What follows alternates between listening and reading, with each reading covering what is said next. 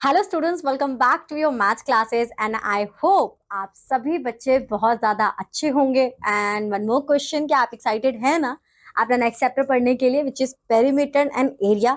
तो जब हम बात करते हैं पेरीमीटर एंड एरिया की, राइट, तो पेरीमीटर एंड एरिया में देखो सबसे इंपॉर्टेंट काम आपका ही है। मैं कॉन्सेप्ट आपको, वैसे तो सारा ही इंपॉर्टेंट काम आपका ही है। यहाँ पर अगर आप अच्छी तरीके से फॉर्मूलाज लर्न कर लेते हो, आपको ये पता है कि वैल्यूज को हमें कैसे पुट डाउन करना है इनटू द फॉर्मूला, तो ऑलमोस्ट ऑलमोस्ट आपका आधे से ज्यादा काम इस चैप्टर में खत्म हो जाता है। उसके बाद जो सबसे इंपॉर्टेंट एक और बात है कि आपके पास इतना क्लैरिफिकेशन हो कि आप ये क्लैरिफाई कर सको कि कहाँ पर मुझे पेरीमीटर का फॉर्मूला पुट करना है और कब मुझे एरिया का फॉर्मूला पुट करना है। अगर ये दोनों चीजें क्लियर हैं तो फिर तो ये चैप्टर पूरा, बस तीन चीजें। पहला, आपको पता होना चाहिए कि कब मुझे पेरीमीटर का फॉर्मूला लगाना है, कब मुझे एरिया का फॉर्मूला लगाना है। दूसरा, कि इनके फॉर्मूलाज क्या है, लगाना तो है, ये तो आइडेंटिफाई कर लिया, पर पता भी होना चाहिए कि कितने फॉर्मूलाज हैं, क्या क्या फॉर्मूलाज हैं। उसके बाद वो फॉर्मूला आपको पुट करना आना चाहिए। अगर ये तीन आपने काम कर लिए तो फिर पैरामीटर एंड एरिया में आपको माहिर बनाने में कोई नहीं रोक सकता, आपको माहिर बनने में। अब आ जाते हैं, in a quaint village a young girl named Ananya discover a magical carpet in her attic. The carpet moved in with intricate patterns, could change the shapes. One day the carpet turned into a parallelogram and Ananya wanted to know the carpet's area.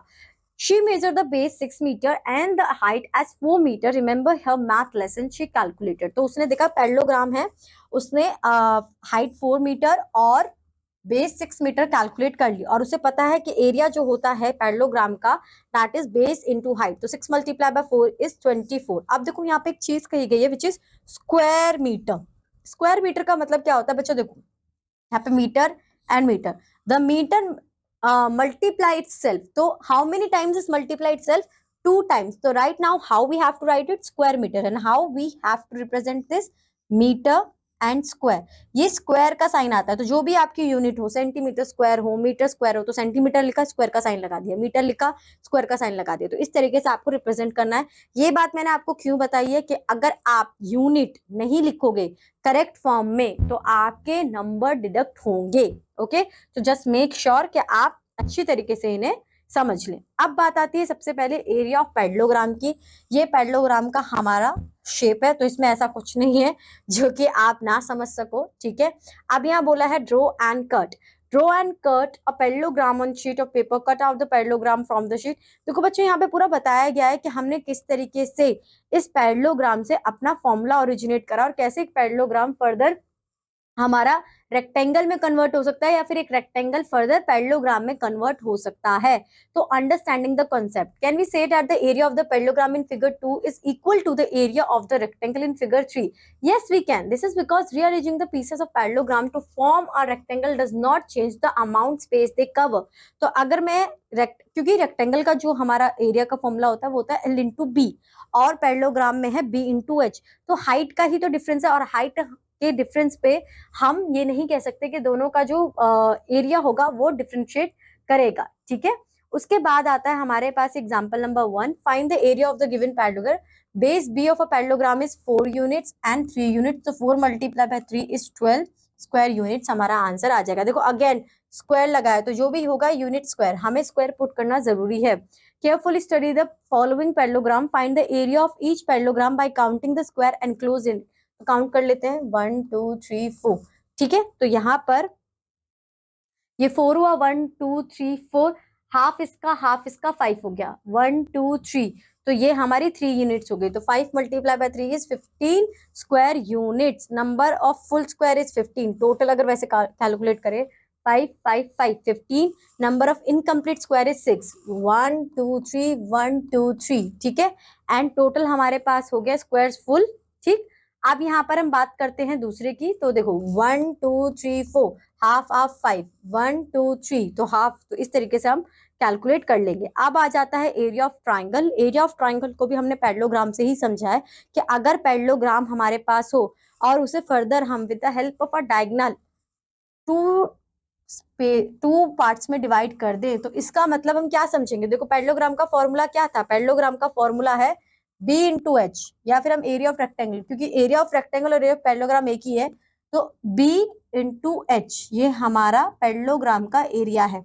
अब अगर एक parallelogram को हमने 2 parts में divide कर दिया है, triangle, हम तो एक ही ट्राइंगल का फाइंड आउट कर रहे हैं ना, तो इसका मतलब क्या हो जाएगा, इसका मतलब हो जाएगा इंटू हाफ। यही फॉर्मूला होता है ट्राइंगल के एरिया का, half into B into H. ठीक है, यहाँ पर देख लीजिए ये रहा, और एच को हम एल भी लिख सकते हैं क्योंकि इसे हम कहाँ से कंपेयर कर रहे हैं, हम इसे रेक्टेंगल से कंपेयर कर रहे हैं, तो बात एक ही होगी। Triangles are parts of parallelogram, so half of area of parallelogram which means base into height, it's the formula of area of triangle. Example 3, in the given figure find the area of the triangle. अब हम कैसे calculate कर सकते हैं, base दिया हुआ है 13, height दी हुई है 6, half 13 multiply by 6, 2 1 2, 2 3 6, 13 multiply by 3 is 39 centimetre square. Okay, in the given figure ABCD is a parallelogram, A B दिया हुआ है 9 सेंटीमीटर, बी सी दिया हुआ है, A B 9 centimetre, B C 5 centimetre, and D in perpendicular to AB. If the area of parallelogram is 36 meter square, find the AE. तो AE find करना है, तो हम क्या करेंगे, B into H is equal to 36 रख देंगे, base हमें पता है, ये बेस हमारा क्या है 9 है, मल्टीप्लाई बाय H अपॉन में 36, तो H is equal to 36 upon 9, और हमारा आंसर आ जाएगा 4, जो कि 4 सेंटीमीटर है। ठीक है, अब यहाँ पर हमें फाइंड आउट करना है अपना अगेन इन ट्राइंगल डीएवी, हमें डीई फाइंड आउट करना था। ठीक, हमने इससे भी फाइंड आउट कर सकते हैं बच्चों, क्योंकि हमने डायरेक्टली इनडायरेक्टली अपना हाइट फाइंड आउट करा, बट अगर हम पाइथागोरस थ्योरम को भी लगाएंगे तो हमारे पास हमारा ये 9 सेंटीमीटर, तो हमें बेस अपना कैलकुलेट करना पड़ेगा, 5 सेंटीमीटर हमें दिया हुआ है, तो अकॉर्डिंग टू पाइथागोरस थ्योरम आप देखो 9 - 4, सो अब ये हमारा 4 का 5 का स्क्वायर एंड 4 का square, 5 square is 25, 4 square is 16, 9 हमारा आएगा, क्योंकि हमने क्या कैलकुलेट करा था, हमारे पास हाइपोटेनियस थी। ठीक है, हमारे पास डीई हमने कैलकुलेट कर लिया, हमें बेस फाइंड आउट करना था, तो बेस हमारा आ जाएगा 3 centimetre. Okay, here is the answer. The area of a triangle is equal to area of rectangle whose length and breadth are 20 centimeter and 15 centimeter respectively. Calculate the altitude of the triangle if its base measure is 30 centimetre. तो हमें क्या बोला गया है कि triangle है और जो उसका एरिया है वो रेक्टेंगल के एरिया के इक्वल है, और उनके हमें लेंथ्स गिवन दे दी है। ठीक है, आप बोल रहे हैं कि जो ट्राइंगल का एल्टीट्यूड है जिसका बेस 20 सेंटीमीटर है वो कैलकुलेट करके बताइए। तो सबसे पहले हम क्या करेंगे, ये एक इक्वेशन अपने पुट करेंगे कि भैया हमसे कहा क्या गया है कि area of triangle is equal to area of rectangle. अब उसके बाद हम दोनों के फॉर्मूलाज पुट कर देंगे, so half into base into altitude, right, altitude means height. ठीक है, जब ट्राइंगल एंड इट्स प्रॉपर्टीज पढ़ाया था वहां पे भी ये चीज क्लैरिफाई करी थी, लेंथ इंटू ब्रेथ की एल्टीट्यूड और हाइट सेम बात ही होती है। आप यहाँ पर हाफ इंटू 30, एल्टीट्यूड हमें फाइंड आउट करना है, तो अगेन हमें अब सिंपल इक्वेशन पे जाना पड़ेगा, साइड चेंज कर हमारा आंसर आ जाएगा 2 मल्टीप्लाई बाय, जो भी इनका आंसर होगा multiply by which is 300 multiply by 300 divided by 30, तो एंड ऑफ द मोमेंट हमारा एल्टीट्यूड क्या आएगा 20 सेंटीमीटर आएगा। Hence altitude of a triangle is 20 centimetre. Okay, अब नेक्स्ट क्वेश्चन है, इन the given figure find the area of the shaded region, area of the square. अब area of the square क्या होता है, साइड इंटू साइड, तो 40 multiply by 40 is 600 centimetre square. So area of a triangle AEB is half into base into height, हमने एक side find out कर ली। ठीक है, तो हाफ इंटू 40 40 2 4 8 एंड 00, तो 800 सेंटीमीटर स्क्वायर हमारा आंसर आ जाएगा। अब हमें शेडेड रीजन फाइंड आउट करना है, तो हम क्या करेंगे, स्क्वायर के एरिया में से ट्राइंगल का एरिया माइनस कर देंगे, 1600 माइनस 800 इज 1800 सेंटीमीटर स्क्वायर। तो एरिया ऑफ स्क्वायर ABCD हमारा शेडेड पोर्शन, ट्राइंगल का माइनस कर शेडेड पोर्शन आ जाएगा। Triangle PQR is isosceles triangle, isosceles triangle बताया था, with PQ is this, PN दो साइड्स इक्वल होती है, राइट, एंड QR हमारा ये गिवन दिया हुआ, the height PM from P to QR is 6 centimetre. ठीक है, ये हमें 6 सेंटीमीटर दी हुई है। Find the area of triangle PQR, तो PQR का एरिया हमें फाइंड आउट करना है। तो सबसे पहले हम अपनी इंफॉर्मेशन जो हमारे पास है गिवन इन द क्वेश्चन, उसे गिवन एज करके सब कुछ लिख लेंगे। बेस क्या है QR, हाइट क्या है 6 cm, तो हम क्या करेंगे ट्राइंगल ऑफ PQR में half into QR into PM कर देंगे विच इज 20 सेंटीमीटर स्क्वायर। तो एरिया ऑफ ट्राइंगल PQR हमें मिल गया। अब also for the base PQ 8 centimetre and height RN, क्योंकि हाइट गिवन नहीं है हमें, तो इस वाली वैल्यू को हम यहाँ पर पुट करके रखेंगे। इससे हमें हमारी हाइट की वैल्यू 6.7 सेंटीमीटर मिल जाएगी। ठीक है, अब आता है find the area of the following triangles. Base दिया हुआ है, एल्टीट्यूड दिया हुआ है, फॉर्मूला में पता ही है, half into base is 10 into height is 8, 2 1 2, 2 4 8, 4 multiply 10, 40 centimetre दिया हुआ है, तो सेंटीमीटर स्क्वायर हमारा आंसर आ जाएगा। तो आई होप ये आपको समझ में आया होगा। ठीक है, अब इसके बाद सेम नेक्स्ट क्वेश्चन में करना है। If the altitude of a triangle if its area is 210 centimeter, find the altitude of a triangle if its area is 210 centimeter square and base is 35। तो बहुत इजी है, आप एरिया को 210 is equal to half into base into height करेंगे, base की value put कर देंगे और हाइट को साइड चेंज कर अपना आंसर फाइंड आउट कर लेंगे। Okay, find the area of a parallelogram with base 7 centimetre and altitude 6 centimetre. 7 6 42, base into height होता है फॉर्मूला, तो सेंटीमीटर स्क्वायर आपका आंसर आ जाएगा। ठीक है, find the altitude of parallelogram of area.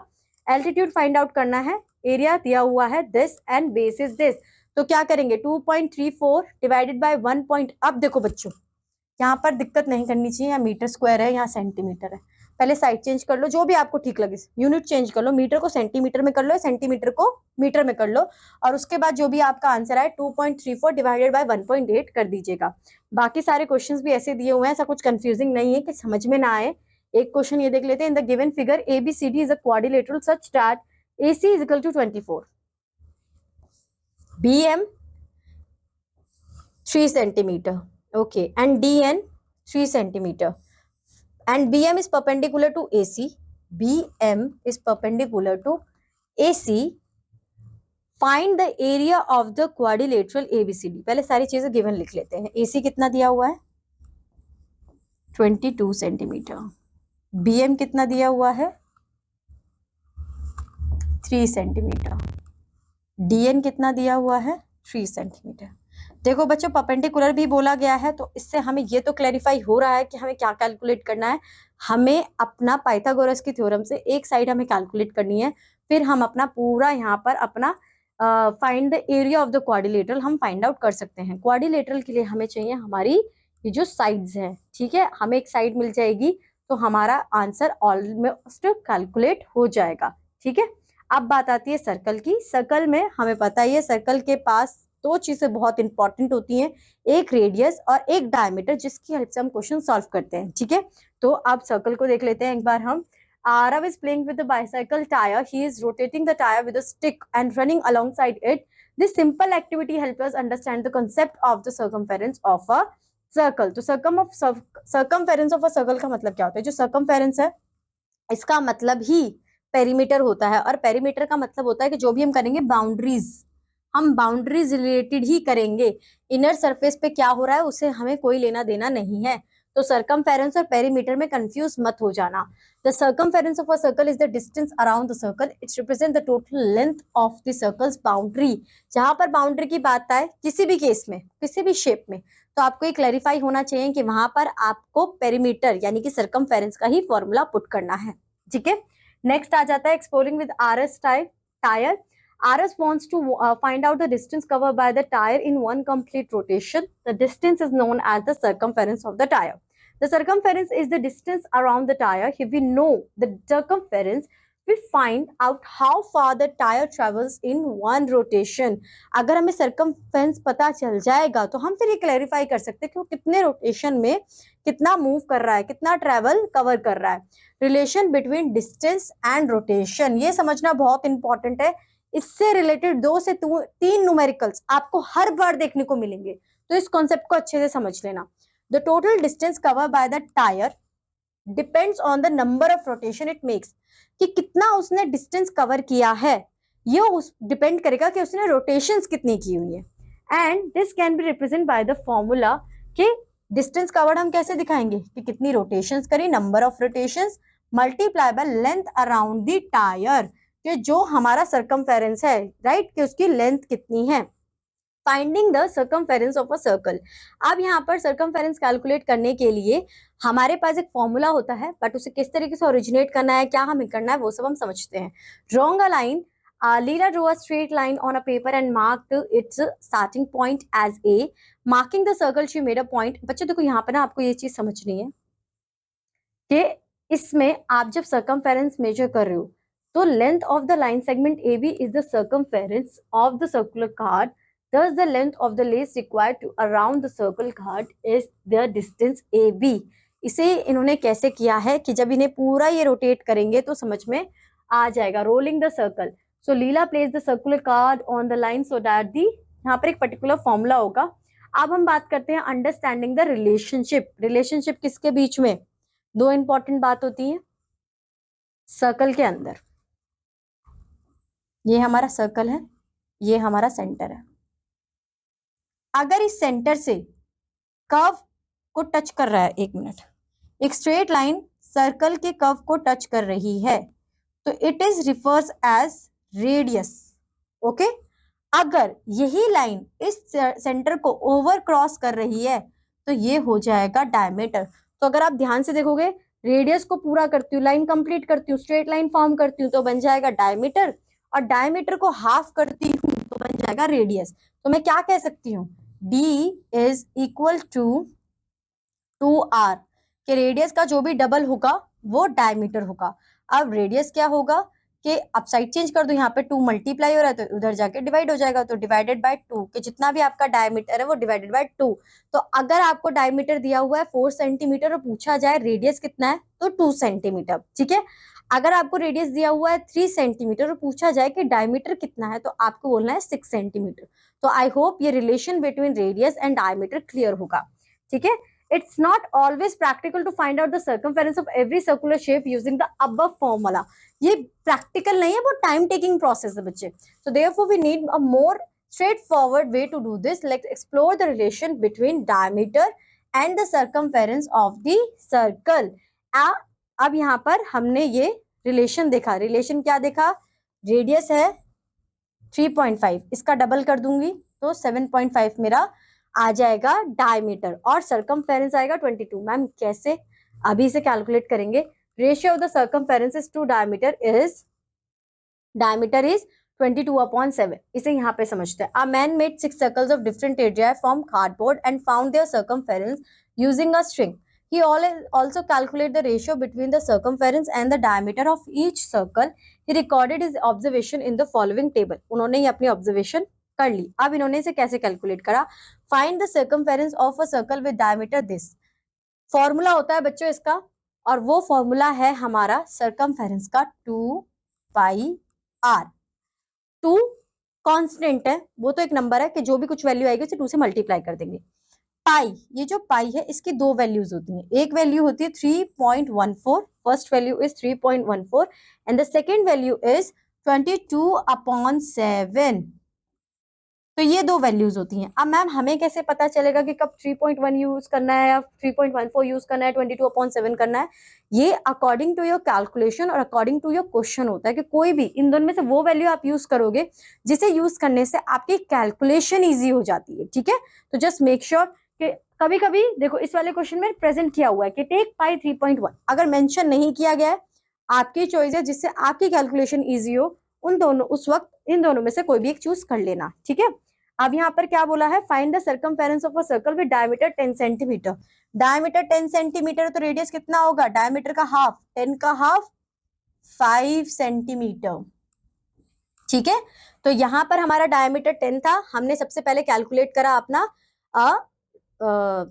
Radius. तो उसके बाद अब इन्होंने देखो यहाँ पे डी से मल्टीप्लाई करके दिया हुआ है, तो 3.14 मल्टीप्लाई बाय 10 इज दिस। अब इसका हाफ भी होगा, ठीक है। इसका जब हम हाफ करेंगे this the circumference of the circle is, okay. Pi D हमने क्यों लिया? देखो 2 multiply by pi into R, ठीक है। अगर इस आर को मैं डी कंसीडर कर रही हूँ, यानी कि डी है मेरा, तो इस आर के यहाँ पर मैं क्या लूंगी? 2 multiply by pi multiply by D. Radius लेने के लिए 2 लेना पड़ेगा, 2 से 2 कट हो गया, तो पाई को अगर डी से मल्टीप्लाई करती हूँ तो भी मेरा जो सर्कमफेरेंस है वो आ जाएगा। उसके बाद find the radius of a circle if the circumference is 44। तो कुछ नहीं करना है, फॉर्मूले में पुट कर देंगे 44 is equal to 2 pi are.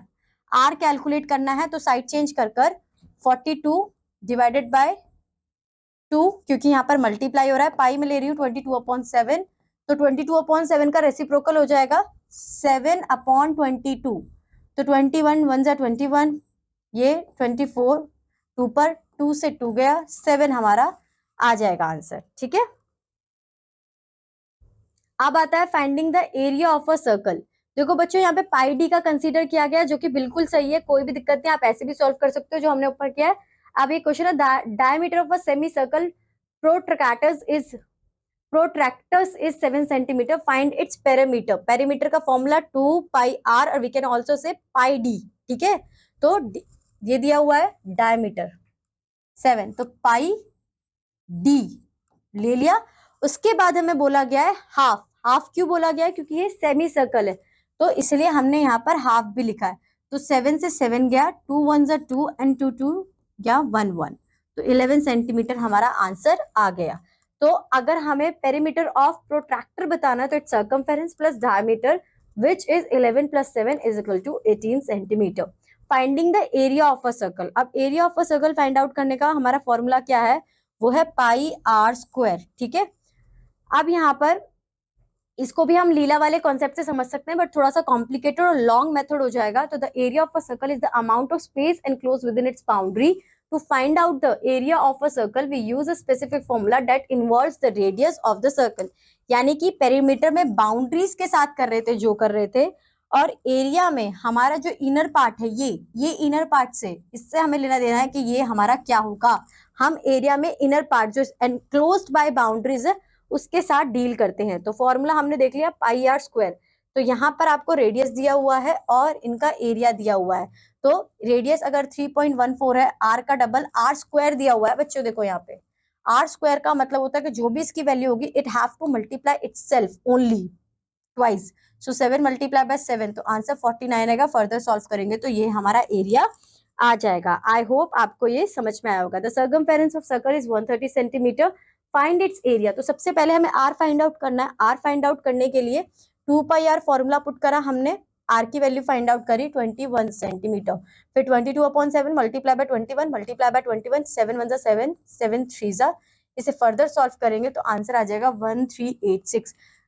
Perimeter दिया हो, सरकमफेरेंस दिया हो, ठीक है, और उसके बाद एरिया पूछा हो, तो सबसे पहले आर कैलकुलेट कर लो और आर की वैल्यू को एरिया में पुट कर लो, आंसर आराम से आ जाएगा। ठीक है, मेन हमारा यहाँ पर आर ही है। अगर आपने एक बार आर फाइंड आउट कर लिया तो question solve. Find the circumference of each circle. Diameter दिया हुआ है, सर्कमफेरेंस की बात कही गई है, तो इसका डायमीटर कितना हो जाएगा 49/2। या तो ऐसे सॉल्व कर लो या फिर सिंपल पाई डी ले लो। पाई डी लोगे तो क्या हो जाएगा, पाई 22/7 मल्टीप्लाई बाय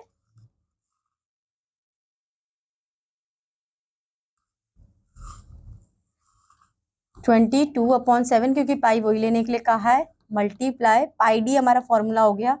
तो 7 1 7 7 7 49, 7 2 14, तो आपका 140 सेंटीमीटर स्क्वायर आ जाएगा। पेरीमीटर में और सर्कमफेरेंस में हमेशा सिंगल यूनिट आती है सेंटीमीटर, क्योंकि 2 कांस्टेंट है, पाई की एक पर्टिकुलर वैल्यू है। आर ही में तो सेंटीमीटर यूनिट लगा होगा, इसलिए यहाँ पे सेंटीमीटर लगा है, बट एरिया में पाई आर स्क्वायर, तो आर को 2 टाइम्स मल्टीप्लाई कर रहे हैं तो उसकी यूनिट को भी 2 टाइम्स मल्टीप्लाई करेंगे, इसलिए सेंटीमीटर स्क्वायर, मीटर स्क्वायर, जो भी यूनिट होगी उसका स्क्वायर कर देंगे। ठीक है, तो आई होप ये क्वेश्चन समझ में आया होगा।